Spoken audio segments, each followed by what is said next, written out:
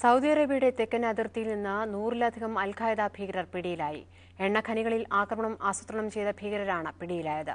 ഏറ്റുമുട്ടലിൽ സുരക്ഷാസേന 2 തീവ്രവാദികളെ വെടിവെച്ചു കൊന്നു. നെഞ്ചിൽ കെട്ടിവെച്ച സ്ഫോടക വസ്തുക്കൾ പൊട്ടിക്കുന്നതിന് മുമ്പായി 2 തീവ്രവാദികളെയും സുരക്ഷാസേന വെടിവെച്ചു കൊല്ലുകയായിരുന്നുവെന്ന് സൗദി ടെലിവിഷൻ റിപ്പോർട്ട് ചെയ്തു. ഏറ്റുമുട്ടൽ നടന്ന സ്ഥലം അധികൃതർ വ്യക്തമാക്കിയിട്ടില്ല. വാഹനത്തിനും ആയുധങ്ങൾക്കും അടുത്തായി കിടക്കുന്ന രീതിയിലാണ് ഇവരുടെ ജഡങ്ങൾ കണ്ടത്. സ്ഫോടക വസ്തുക്കളും വിദേശ കറൻസികളും ജഡങ്ങൾക്കടുത്തു നിന്നും ലഭിച്ചിട്ടുണ്ട്.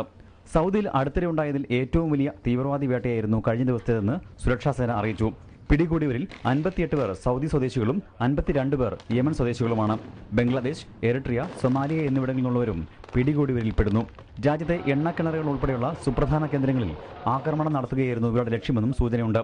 ആയുധങ്ങളും വെടിക്കോപ്പുകളും ബെൽറ്റ് ബോംബുകളും ഇവരിൽ നിന്നും പിടിച്ചെടുത്തിരുന്നു. വിധ്വംസ പ്രവർത്തനങ്ങൾക്കായി യമൻ കേന്ദ്രമാക്കുന്നവരാണ് പിടിയിലായതെന്ന് അധികൃതർ വ്യക്തമാക്കി. മനോരമ ന്യൂസ്,